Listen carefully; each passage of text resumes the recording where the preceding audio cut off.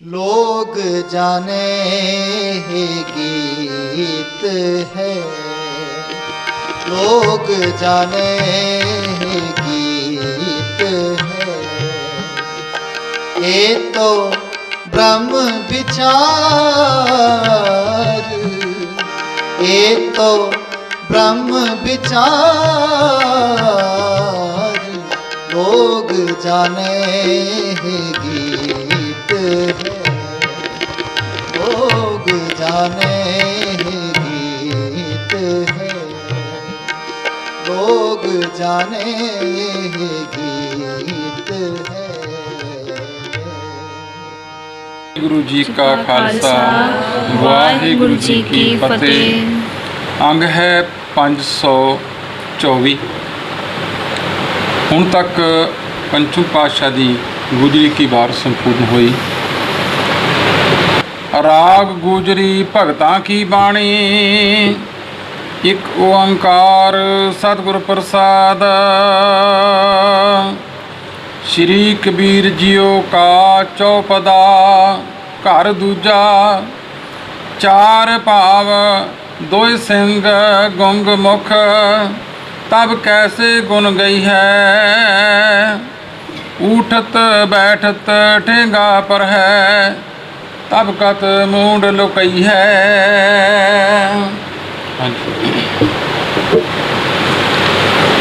राग गुजरी, राग गुजरी भगतां की बाणी, भगतां की बाणी। एक ओंकार सतगुर प्रसाद, श्री कबीर जियो का चौपदा, घर दूजा। चार पाव दोए सिंह गुंग मुख,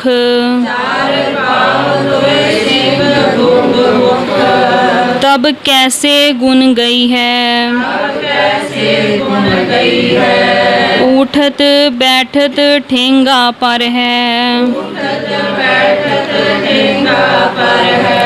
तब कत मूंड लुकई है। हर बिन बैल बिराने हुई है,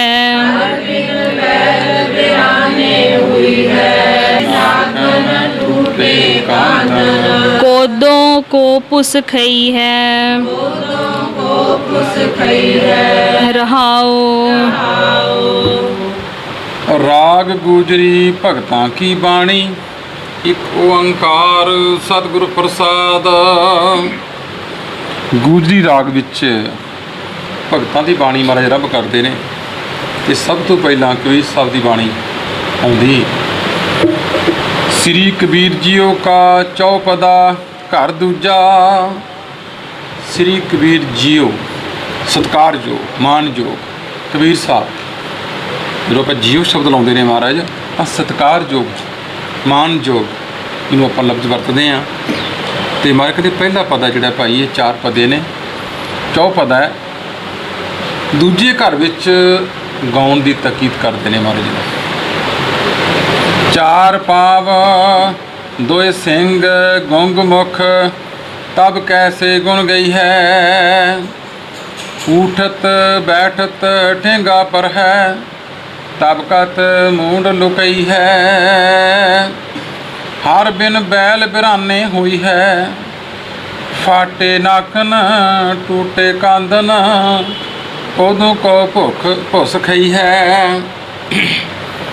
ते महाराज कबीर साहब ने एग्जाम्पल दी, उदाहरण दी मनुख नूं कि तेरा सुभाव बलद वाला है। सारा दिन मजदूरी करनी, मेहनत करनी, खा लिया तो सौ गया, बस इस तो गाह कुछ नहीं। यानी अगला जन्म फिर बलद का ही पै गया। करता रहा बलद, देखो बेचारे तो अखीर च की हुंदा है आपां वेखदे हां कि उन्हें सारा उम्र मजदूरी की होंदी, सारी उम्र हल वाया हुंदा बलद ने, अखीर में फिर उन्होंने छड्ड दिंदे, फिर उहदा कोई हुंदा नहीं। आम करके बलद तुरे फिरते हैं। फिर भावें साडे देश विच गऊ नूं माता आख्या जाता है, बड़ा सत्कार दिता गया उन्हें इस जानवर नूं, पर फिर भी सब तो माड़ी हालत ਗਾਂ ਦੀ ਤੇ ਬਲਦ ਦੀ ਸਾਡੇ ਦੇਸ਼ ਵਿੱਚ ਹੀ ਹੈ, ਹੋਰ ਕਿਤੇ ਨਹੀਂ ਹੈ। ਇੱਥੇ ਮਾਰੇ ਕਹਿੰਦੇ ਹਰ ਬਿਨ ਪ੍ਰਭੂ ਤੋਂ ਬਿਨਾ, ਨਾਮ ਤੋਂ ਬਿਨਾ ਤੇਰੀ ਹਾਲਤ ਉਸ ਰਿਹਾ ਬਲਦ ਵਰਗੀ ਹੈ। ਬੇਗਾਨਾ ਹੁੰਦਾ ਜਿਹਦਾ ਕੋਈ ਮਾਲਕੀ ਨਾ ਹੋਵੇ। ਹਰ ਬਿਨ ਬੈਲ ਬਿਰਾਨੇ ਹੋਈ ਹੈ, ਪਾਟੇ ਨਾਕਨ, ਨੱਕ ਫਟਿਆ ਹੁੰਦਾ ਕਿ ਨੱਥ ਕੱਢ ਦਿੱਤੀ ਗਈ ਹੁੰਦੀ। ਟੂਟੇ ਕਾਂਦਨ, ਸੋਟੀਆਂ ਵੱਜ ਵੱਜ ਕੇ ਕੰਧੇ ਟੁੱਟੇ ਹੁੰਦੇ। ਕਦੋਂ ਕੋ ਪੁੱਸ ਖਈ ਹੈ, ਕਹਿੰਦੇ ਕਦੋਂ ਕਿੱਥੇ ਭੁੱਸਮੀ ਨੂੰ ਭਾਵ ਸੁੱਕਾ ਤੂੜੀ ਕਿਤੇ ਮਿਲ ਜੇ ਤਾਂ ਕੋਈ ਪਾ ਦੇ, ਤੇ ਨਹੀਂ ਤੇ ਫਿਰ ਉਹ ਪਿਆ ਭੁੱਖ ਨਾਲੇ ਮਰ ਜਾਂਦਾ। ਇੱਥੇ ਮਹਾਰਾਜ ਸ਼ੁਰੂਆਤ ਕਰਦੇ ਹਾਂ ਕਿ ਚਾਰ ਪਾਂਵ ਦੋਏ ਸਿੰਘ ਗੁੰਗ ਮੁਖ, ਚਾਰ ਪੈਰ ਹੋ ਸਕਦੇ ਨੇ ਤੇਰੇ, ਸਿਰ ਤੇ ਸਿੰਘ ਨੇ, ਮੂੰਹ ਗੁੰਗਾ, ਬੋਲ ਸਕਣਾ ਨਹੀਂ। ਫਿਰ ਤੂੰ ਹੁਣ ਤੇ ਨਾਮ ਜਪ ਸਕਦਾ ਹੈ, ਹੁਣ ਤਾਂ ਤੈਨੂੰ ਜ਼ਬਾਨ ਮਿਲੀ ਹੈ, ਹੁਣ ਤੂੰ ਸਿਮਰਨ ਕਰ ਸਕਦਾ ਹੈ। ਕਹਿੰਦੇ ਉਦੋਂ ਮੂੰਹ ਗੁੰਗਾ ਹੈ ਤੇਰਾ, ਬੋਲ ਕੇ ਨਹੀਂ ਦੱਸ ਸਕਦਾ। ਪਸ਼ੂ ਕੀ ਦੱਸ ਸਕਦਾ ਵਿਚਾਰਾ ਬੋਲ ਕੇ। ਤਬ ਕੈਸੇ ਗੁਣ ਗਈ ਹੈ, ਮਾਰੇ ਕਹਿੰਦੇ ਉਦੋਂ ਫਿਰ ਕਿਵੇਂ ਗੁਣ ਗਾਇਨ ਕਰੇਗਾ ਉਸ ਪਰਮਾਤਮਾ ਦੇ। ਊਠਤ ਬੈਠਤ ਠੇਂਗਾ ਪਰ ਹੈ, ਤਬ ਕਤ ਮੂੰਡ ਲੁਕਈ ਹੈ। ਕਹਿੰਦੇ ਉੱਠਦੇ ਆ ਬੈਠਦੇ ਆ ਠੁੱਡੇ ਵੱਜਦੇ ਨੇ, ਠੇਂਗਾ ਪੈਂਦਾ ਹੈ। ਕਹਿੰਦੇ ਉਦੋਂ ਫਿਰ ਆਪਣਾ ਸਿਰ ਕਿੱਥੇ ਲੁਕੋਏਗਾ, ਉਦੋਂ ਫਿਰ ਇਸ ਬੇਸ਼ਰਮੀ ਤੋਂ ਠੁੱਡੇ ਖਾਂਦਾ ਰਹੇਗਾ, ਸੋਟੀਆਂ ਖਾਂਦਾ ਰਹੇਗਾ। ਨਾਮ ਜਪਣ ਦਾ ਵੇਲਾ ਹੁਣ ਹੀ ਹੈ, ਮਨੁੱਖਾ ਜਨਮ ਤੈਨੂੰ ਮਿਲਿਆ ਹੈ, ਹੁਣ ਤੂੰ ਜਪ ਸਕਦਾ ਹੈ। ਹਰ ਬਿਨ ਬੈਲ ਬੁਰਾਨੇ ਹੋਈ ਹੈ, ਪਰਮਾਤਮਾ ਦੇ ਨਾਮ ਤੋਂ ਬਿਨਾਂ ਬਗਾਨੇ ਬਲਦ ਭਾਵ ਰਿਹਾ ਬਲਦ ਨੇ ਜਿਹੜੇ ਛੱਡ ਦਿੱਤੇ ਜਾਂਦੇ ਨੇ ਬੁਢਾਪੇ 'ਚ, ਤੇਰੀ ਹਾਲਤ ਉਹਨਾਂ ਵਰਗੀ ਹੈ। ਥਾਂ ਥਾਂ ਤੋਂ ਠੇਡੇ ਖਾਂਦਾ ਰਹੇਗਾ, ਥਾਂ ਥਾਂ ਤੋਂ ਸੋਟੀਆਂ ਖਾਂਦਾ ਰਹੇਗਾ। ਪਾਟੇ ਨਾਕਨ ਟੂਟੇ ਕਾਂਦਨ, ਉਦੋਂ ਕੋ ਭੁੱਸ ਖਈ ਹੈ। ਬਸ ਨੱਕ, ਜੇ ਨੱਕ ਰੱਖਣ ਲਈ ਜਿਹਨੂੰ ਤੂੰ ਸਮਾਜ ਵਿੱਚ ਫਿਰਦਾ ਸੀ ਨਾ, ਕਿਤੇ ਉਹ ਨੱਕ ਫਟਿਆ ਹੋਏਗਾ, ਉਹਦੀ ਨੱਥ ਪਈ ਹੋਣੀ ਹੈ, ਨਿਕਲ ਚੁੱਕੀ ਹੋਏਗੀ, ਫਟਿਆ ਹੋਇਆ ਨੱਕ ਹੈ, ਟੁੱਟੇ ਹੋਏ ਕੰਧੇ ਨੇ। ਭਾਵ ਮਾਰ ਖਾ ਖਾ ਕੇ ਆਪਾਂ ਵੇਖਦੇ ਹਾਂ ਪਸ਼ੂਆਂ ਨੂੰ, ਰਿਹਾਨ ਜਿਹੜੇ ਗਲੀਆਂ 'ਚ ਫਿਰਦੇ ਨੇ, ਉਹਨਾਂ ਦਾ ਕੀ ਹਾਲ ਹੈ। ਅਤੇ ਕਦੇ ਕਦੇ ਕੋਈ ਸੁੱਕਾ ਪਾ ਦਿੰਦਾ, ਸੁੱਕੀ ਤੂੜੀ, ਹੋਰ ਇਸ ਤੋਂ ਬਾਅਦ ਕੁਝ ਨਹੀਂ ਮਿਲੇਗਾ। ਹਾਂਜੀ। ਸਾਰੋ ਦਿਨ ਡੋਲਤ ਬਨ ਮਹੀਆ, ਸਾਰੋ ਦਿਨ ਡੋਲਤ ਬਨ ਮਹੀਆ, ਅਜਹੋ ਨ ਪੇਟ ਅਗਈ ਹੈ, ਅਜਹੋ ਨ ਪੇਟ ਅਗਈ ਹੈ। ਜਨ ਭਗਤਨ ਕੋ ਕਹੋ ਨ ਮਾਨੋ, ਜਨ ਭਗਤਨ ਕੋ ਕਹੋ ਨ ਮਾਨੋ। ਕੀਓ ਆਪਣੋ ਪਈ ਹੈ, ਸਾਰੋ ਦਿਨ ਡੋਲਤ ਬਨ ਮਹੀਆ, ਅਜਹੂ ਨਾ ਪੇਟ ਅਕਈ ਹੈ। ਤੇ ਮਾਲਕ ਨੇ ਸਾਰਾ ਦਿਨ ਜੰਗਲ 'ਚ ਤੁਰਿਆ ਫਿਰਦਾ ਹੈ, ਬਾਹਰ ਤੁਰਿਆ ਫਿਰਦਾ ਹੈ, ਪਰ ਪੇਟ ਨਹੀਂ ਭਰਦਾ। ਜਿਸ ਪੇਟ ਦੀ ਖਾਤਰ ਤੁਰਿਆ ਫਿਰਦਾ, ਕਹਿੰਦੇ ਪੇਟ ਭਰਦਾ ਕਿਤੇ। ਜਨ ਭਗਤਨ ਕੋ ਕਹੋ ਨਾ ਮਾਨੋ, ਕੀਓ ਆਪਣੋ ਪਈ ਹੈ। ਹਾਂ, ਜਿਹੜੇ ਪਿਆਰੇ ਗੁਰਮੁਖ ਪਿਆਰੇ ਸਨ, ਭਗਤ ਜਨ ਸਨ, ਉਹਨਾਂ ਦਾ ਉਦੋਂ ਕਿਹਾ ਨਹੀਂ ਮੰਨਿਆ, ਕਹਿੰਦੇ ਹੁਣ ਆਪਣਾ ਕੀਤਾ ਪਾ ਰਿਹਾ। ਕਿਉਂਕਿ ਜਿਹੋ ਜਿਹੀ ਬਿਰਤੀ ਲੈ ਕੇ ਇਨਸਾਨ ਮਰਦਾ ਹੈ, ਉਹਦਾ ਜਨਮ ਉਹੋ ਜਿਹਾ ਹੋ ਜਾਂਦਾ ਹੈ। ਇਸ ਕਰਕੇ ਬੁਲਦ ਵਾਲੀ ਬਿਰਤੀ ਸੀ ਵੀ ਆਹ ਵੀ ਇਕੱਠਾ ਕਰ ਲਾਂ, ਉਹ ਵੀ ਬਸ ਵੱਧ ਤੋਂ ਵੱਧ ਮਿਹਨਤ ਕਰਨਾ ਹੋਰ ਚੀਜ਼ ਹੈ। ਓਵਰ ਟਾਈਮ ਲਾ ਲਾ ਕੇ ਆਪਣੇ ਸਰੀਰ ਨੂੰ ਘੁਸਾ ਲੈਣਾ ਬਲਦ ਵਾਂਗੂ, ਉਹ ਇੱਕ ਹੋਰ ਚੀਜ਼ ਹੈ। ਦੋ ਚੀਜ਼ਾਂ ਵੱਖਰੀਆਂ ਵੱਖਰੀਆਂ ਨੇ। ਇੱਕ ਹੈ ਕਿਰਤ ਕਰਨੀ, ਇੱਕ ਹੈ ਧੰਦਾ ਕਰਨਾ। ਅਸੀਂ ਇਹ ਦੋਵਾਂ ਚੀਜ਼ਾਂ ਨੂੰ ਸਮਝ ਨਾ ਸਕੇ, ਅਸੀਂ ਧੰਦਿਆਂ ਵਿੱਚ ਪੈ ਗਏ, ਧੰਦਾ ਹੀ ਸਮਝ ਲਿਆ ਸਾਰਾ ਕੁਝ। ਬਸ ਇੱਥੇ ਮਾਰੇ ਕਹਿੰਦੇ ਉਸ ਬਲਦ ਵਾਲੀ ਬਿਰਤੀ ਕਰਕੇ ਆਪਣੇ ਇਸ ਕੀਤੇ ਨੂੰ ਪਾ ਰਹੇ ਹਾਂ। ਕਿਉਂਕਿ ਭਗਤ ਜਨ ਤੈਨੂੰ ਇਹ ਗੱਲ ਕਹਿੰਦੇ ਰਹੇ ਮਨੁੱਖਾ ਜਨਮ ਦੇ ਵਿੱਚ ਕਿ ਥੋੜ੍ਹਾ ਸਮਾਂ ਉਸ ਪਰਮਾਤਮਾ ਦੇ ਨਾਮ ਲਈ ਵੀ ਕੱਢ ਲਿਆ ਕਰ।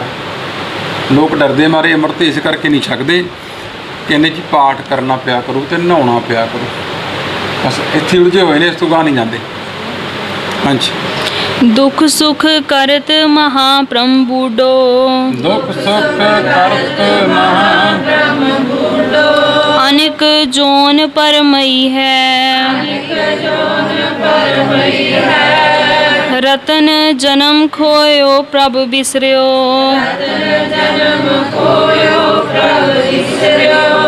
ਇਹ ਅਵਸਰ ਕਤ ਪਈ ਹੈ।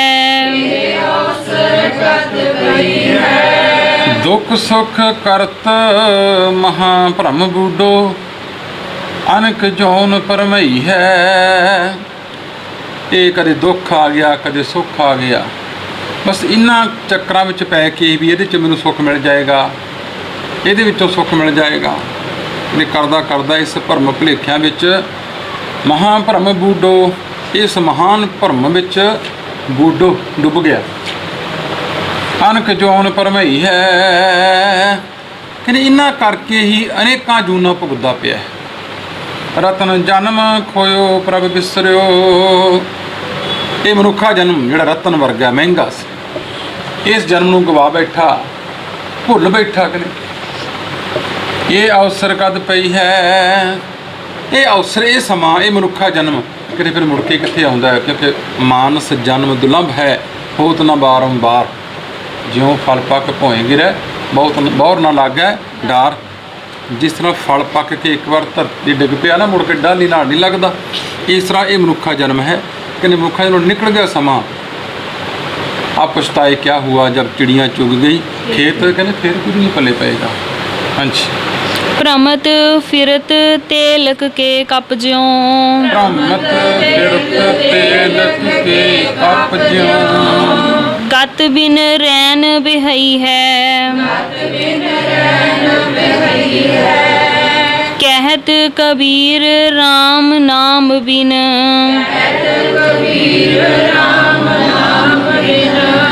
ਮੂੰਡ ਤੁਨੇ ਪਛਤਈ ਹੈ। ਭ੍ਰਮਤ ਫਿਰਤ ਤੇਲ ਕੇ ਕਪ ਜਿਉਂ, ਗਤ ਬਿਨ ਰਹਿਣ ਬਹਈ ਹੈ। ਮਾਰੇ ਕਹਿੰਦੇ ਜਿਵੇਂ ਤੇਲੀ ਦਾ ਬਲਦ ਘੁੰਮਦਾ ਬਹੁਤ ਹੈ ਪਰ ਜਾਂਦਾ ਕਿਤੇ ਨਹੀਂ, ਸਫ਼ਰ ਤੇ ਬਹੁਤ ਕਰਦਾ ਹੈ ਪਰ ਜਾਂਦਾ ਕਿਤੇ ਨਹੀਂ, ਮੰਜ਼ਿਲ ਕੋਈ ਨਹੀਂ ਹੈ, ਉੱਥੇ ਹੀ ਗੇੜੇ ਕੱਢੀ ਜਾਂਦਾ ਹੈ। ਕਹਿੰਦੇ ਇਸ ਤਰ੍ਹਾਂ ਕਰਮ ਕਾਂਡਾਂ ਵਿੱਚ ਪਿਆ ਹੋਇਆ ਮਨੁੱਖ, ਕਿਉਂਕਿ ਤੇਲੀ ਦੇ ਬਲਦ ਨੇ, ਤੇਲੀ ਦੀਆਂ ਅੱਖਾਂ ਬਲਦ ਦੀਆਂ ਬੰਨੀਆਂ ਹੁੰਦੀਆਂ ਤੇਲੀ ਨੇ, ਤਾਂ ਕਿ ਉਹਨੂੰ ਨਜ਼ਰ ਨਾ ਆਵੇ। ਕਹਿੰਦੇ ਬਲਦ ਸੋਚਦਾ ਕਿ ਮੈਂ ਬਹੁਤ ਦੂਰ ਆ ਗਿਆ ਹੋਵਾਂਗਾ, ਜਦੋਂ ਅੱਖਾਂ ਖੋਲ੍ਹਦੇ ਨੇ ਉਹਦੀਆਂ, ਖੋਪੇ ਉਤਾਰਦੇ ਨੇ ਉੱਥੋਂ ਅੱਖਾਂ ਤੋਂ, ਤਾਂ ਉੱਥੇ ਹੀ ਹੁੰਦਾ ਹੈ। ਇਸ ਤਰ੍ਹਾਂ ਅਗਿਆਨਤਾ ਦੇ ਵਿੱਚ ਇਹ ਮਨੁੱਖ ਕਹਿੰਦੇ ਤੇਲੀ ਦੇ ਬਲਦ ਵਾਂਗੂ ਗੇੜੇ ਤੇ ਬੜੇ ਕੱਢਦਾ ਹੈ, ਕਰਮ ਕਾਂਡ ਤੇ ਬੜੇ ਕਰਦਾ ਹੈ। ਗਤ ਬਿਨ ਰਹਿਣ ਬਹਈ ਹੈ, ਕਾਮਯਾਬੀ ਨਹੀਂ ਮਿਲਦੀ। ਕਹਿੰਦੇ ਇਹ ਮਨੁੱਖਾ ਜੋ ਰਾਤ ਜਿਹੜੀ ਹੈ ਨਾ, ਸਾਰਾ ਜੀਵਨ ਰਾਤ ਵਾਂਗੂ ਬਤੀਤ ਹੋ ਗਿਆ, ਬਸ ਅੱਖਾਂ ਬੰਨੀਆਂ ਲੰਘੀ ਗਿਆ, ਪਤਾ ਹੀ ਨਹੀਂ ਲੱਗਿਆ ਕਦੋਂ 50 ਸਾਲ ਲੰਘ ਗਏ, ਪਤਾ ਨਹੀਂ ਲੱਗਿਆ ਕਦੋਂ 70 ਸਾਲ ਦਾ ਹੋ ਗਿਆ, ਨਹੀਂ ਪਤਾ ਲੱਗਿਆ। ਜਦੋਂ ਅਸੀਂ ਆਪਣੇ ਗਿਆਨ ਦੀ ਅੱਖਾਂ ਨਾਲ ਕਦੇ ਕਦੇ ਕਿਰਪਾ ਕਰਦੇ ਮਹਾਰਾਜ ਵੇਖਦੇ ਆ ਨਾ ਆਪਣੇ ਆਪ ਨੂੰ, ਤਾਂ ਬੜੀ ਹੈਰਾਨੀ ਹੁੰਦੀ ਹੈ ਕਿ ਜ਼ਿੰਦਗੀ ਦੇ ਇੰਨੇ ਸਾਲ ਪਤਾ ਹੀ ਨਹੀਂ ਲੱਗਿਆ ਕਿੱਧਰ ਨੂੰ ਗਏ। ਦੇਖੋ ਕਹਿੰਦੇ ਇਸ ਤਰ੍ਹਾਂ ਉਦਾਹਰਨ ਦਿੱਤੀ ਕਬੀਰ ਸਾਹਿਬ ਨੇ ਕਿ ਭਾਈ ਤੇਲੀ ਦੇ ਬਲਦ ਵਰਗੀ ਹਾਲਤ ਹੈ। ਕਹਿਤ ਕਬੀਰ ਰਾਮ ਨਾਮ ਬਿਨ, ਮੂੰਡ ਧੁਨੇ ਪਛਤਾਈ ਹੈ। ਕਬੀਰ ਸਾਹਿਬ ਕਹਿੰਦੇ ਪਰਮਾਤਮਾ ਦੇ ਨਾਮ ਤੋਂ ਬਿਨਾਂ ਅਖੀਰ ਨੂੰ ਫਿਰ ਸਿਰਜਾ ਹਿਲਾ ਕੇ ਬਸ ਪਛਤਾਵਾ ਲੈ ਕੇ ਚਲਾ ਜਾਂਦਾ ਵੀ ਕੁਛ ਨਹੀਂ ਖੱਟਿਆ ਜੀ। ਇਹ ਸੰਸਾਰ 'ਚ ਜਦੋਂ ਆਇਆ ਸੀ ਬਸ ਕਰਮ ਕਾਂਡਾਂ ਦੇ ਵਿੱਚ ਪਿਆ ਰਿਹਾ, ਜਾਂ ਤੇ ਜਾਂ ਫਿਰ ਪੈਸਾ ਇਕੱਠਾ ਕਰਨ ਲਈ ਬੜੀ ਮਿਹਨਤ ਕੀਤੀ, ਬੜੀ ਮੁਸ਼ੱਕਤ ਕੀਤੀ, ਪਰ ਜਦੋਂ ਜਾਣ ਲੱਗਿਆ ਜਿਹੜੀ ਮੁਸ਼ੱਕਤ ਕੀਤੀ, ਜਿਹੜੀ ਮਿਹਨਤ ਕੀਤੀ ਸੀ ਉੱਥੇ ਪਈ ਪਵਾਈ ਰਹਿ ਗਈ, ਨਾਲ ਕੁਝ ਵੀ ਨਾ ਗਿਆ। ਅਤੇ ਅਖੀਰ ਵੇਲੇ ਫਿਰ ਜਾਣ ਲੱਗਿਆ ਉਹਦੇ ਕੋਲ ਪਛਤਾਵਾ ਹੈ, ਪਛਤਾਵੇ ਤੋਂ ਬਿਨਾਂ ਹੋਰ ਕੁਝ ਵੀ ਨਹੀਂ, ਫਿਰ ਸਿਰ ਹਿਲਾ ਕੇ ਜਾਂਦਾ, ਕਹਿੰਦੇ ਹੋਰ ਕੁਝ ਵੀ ਨਹੀਂ। ਹਾਂਜੀ।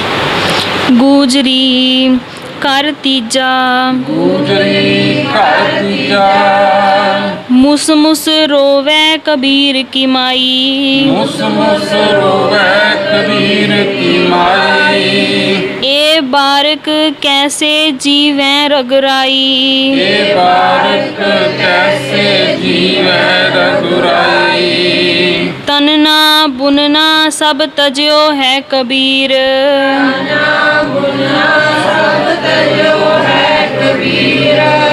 ਹਰ ਕਾ ਨਾਮ ਲਿਖ ਲਿਓ ਸ਼ਰੀਰ,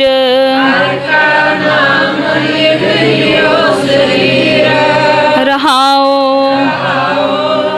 ਗੂਜਰੀ ਘਰ ਤੀਜਾ, ਮੁਸ ਮੁਸ ਰੋਵੈ ਕਬੀਰ ਕੀ ਮਾਈ, ਏ ਬਾਰਕ ਕੈਸੇ ਜੀਵੈ ਰਗੁਰਾਈ, ਤਨ ਨਾ ਬੁਨਨਾ ਸਭ ਤਜਿਓ ਹੈ ਕਬੀਰ, ਹਰ ਕਾ ਨਾਮ ਲਿਖ ਲਿਓ ਸਰੀਰ।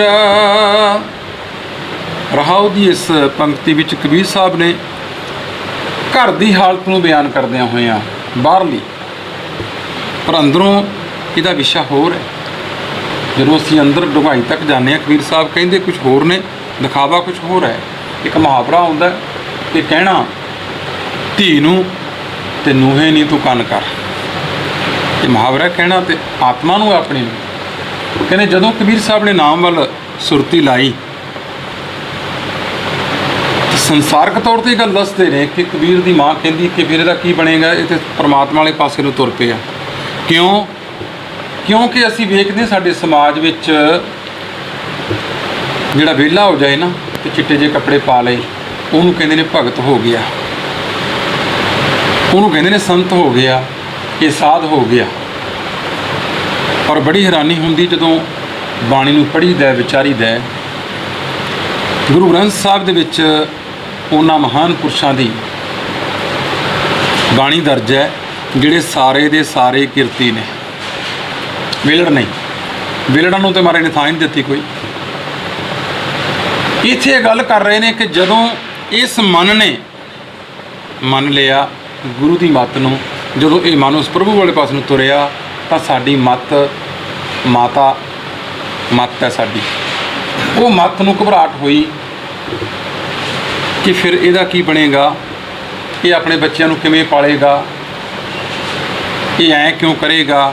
ਕਿਉਂਕਿ ਅੱਜ ਵੀ ਜੇ ਅਸੀਂ ਕਹਿੰਦੇ ਹਾਂ ਵੀ ਤੁਸੀਂ ਜੀ ਟਾਈਮ ਕੱਢਿਆ ਕਰੋ, ਬਾਣੀ ਪੜ੍ਹਿਆ ਕਰੋ, ਬਾਣੀ ਵਿਚਾਰਿਆ ਕਰੋ, ਉਹ ਕਹਿੰਦੇ ਸਾਡੇ ਕੋਲ ਟਾਈਮ ਨਹੀਂ ਹੈਗਾ, ਫਿਰ ਅਸੀਂ ਰੋਜੀ ਰੋਟੀ ਕਿਵੇਂ ਕਰਾਂਗੇ। ਕਿਉਂਕਿ ਸਾਡੇ ਦਿਮਾਗ ਵਿੱਚ ਇਹ ਗੱਲ ਵਾੜ ਦਿੱਤੀ ਗਈ ਹੈ ਕਿ ਜਿਹੜੀ ਬਾਣੀ ਪੜ੍ਹਨਾ ਕੰਮ ਹੈ ਨਾ, ਉਹ ਤੇ ਭਾਈਆਂ ਦਾ ਤੇ ਜਾਂ ਬਾਬਿਆਂ ਦਾ। ਇਹ ਗੱਲ ਸਾਡੇ ਦਿਮਾਗ 'ਚ ਪੂਰੀ ਤਰ੍ਹਾਂ ਵਾੜ ਦਿੱਤੀ ਗਈ ਕਿ ਜੇ ਤੁਸੀਂ ਪੜ੍ਹ ਲਈ ਨਾ, ਜੇ ਕਿਤੇ ਮਾੜੀ ਮੋਟੀ ਗਲਤ ਹੋ ਗਈ ਬਸ ਪਾਪ ਲੱਗੂਗਾ। ਡਰਦੇ ਪੜ੍ਹਦੇ ਨਹੀਂ ਪੜ੍ਹਦੇ। ਯਾਨੀ ਇਸ ਕਰਕੇ ਅੰਦਰਲੀ ਅਵਸਥਾ ਨੂੰ ਮਹਾਰਾਜ ਬਿਆਨ ਕਰਦੇ ਨੇ। ਭਾਵੇਂ ਸਾਨੂੰ ਦੇਖਣ ਨੂੰ ਬਾਹਰੋਂ ਲੱਗਦਾ ਕਬੀਰ ਸਾਹਿਬ ਦੀ ਮਾਂ ਕਹਿੰਦੀ, ਕਬੀਰ ਸਾਹਿਬ ਦੀ ਮਾਂ ਨਹੀਂ ਗੱਲ ਕਰਕੇ ਉਹ ਗੱਲ ਮਾਤਾ ਦੇ ਅੰਦਰਲੀ ਮੱਤ ਦੀ ਕਰਦੇ ਨੇ। ਮੱਤ ਨੂੰ ਇਹ ਭਰਮ ਹੋਇਆ ਕਿ ਫਿਰ ਇਹਦਾ ਕੀ ਬਣੇਗਾ। ਇੰਨਾ ਟਾਈਮ ਇਹ ਉਹਦੇ 'ਤੇ ਲਾਉਂਦਾ, ਇੰਨਾ ਟਾਈਮ ਬਾਣੀ 'ਤੇ ਵੀ ਲਾਉਂਦਾ, ਇਹਦੇ ਕੋਲ ਸਾਧੂ ਵੀ ਆਉਂਦੇ ਨੇ, ਇਹਨਾਂ ਨਾਲ ਵਿਚਾਰਾਂ ਵੀ ਕਰਦਾ। ਇਹ ਬੱਚੇ ਭੁੱਖੇ ਮਰ ਜਾਣਗੇ ਇਹਦੇ ਤੱਕ ਇਸ ਤਰ੍ਹਾਂ 'ਤੇ, ਕਿਉਂਕਿ ਇਹ ਚੀਜ਼ਾਂ ਕਰਦੇ ਆ, ਆਪਾਂ ਵੇਖਦੇ ਹਾਂ ਇਹ ਗੱਲਾਂ ਅੱਜ ਵੀ ਵਾਪਰਦੀਆਂ ਨੇ। ਲੋਕ ਸਵਾਲ ਖੜੇ ਕਰਦੇ ਨੇ ਵੀ ਤੁਸੀਂ ਡਿਊਟੀ ਵੀ ਕਰਦੇ ਹੋ, ਸ਼ਾਮ ਨੂੰ ਇਹ ਵੀ ਕੰਮ ਕਰਦੇ ਹੋ, ਇਹ ਕਿਵੇਂ ਕਰ ਲੈਂਦੇ ਹੋ, ਫਿਰ ਜਵਾਕਾਂ ਦਾ ਕੀ ਬਣੂ, ਬੱਚਿਆਂ ਨੂੰ ਕਦੋਂ ਟਾਈਮ ਦਿੰਦੇ ਹੋ।